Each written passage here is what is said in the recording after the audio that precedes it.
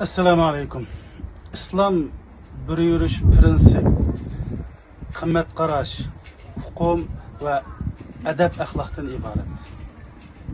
Bularning hammasini majburiy zo'rlash bilan bo'lmaydi. Va zo'rg'aning hech qanday foydasi bo'lmaydi.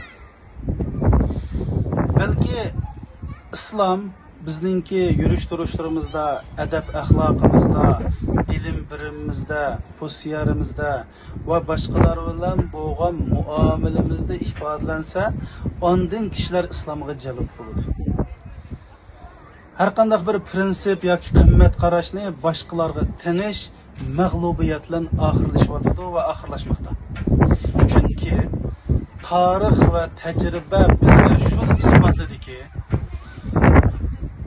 siz bir kishini yoki atrofinizdagi bolangizni bir ishga qancha majburlagan sari u ishni yomon ko'rdi va sizni yomon ko'rdi.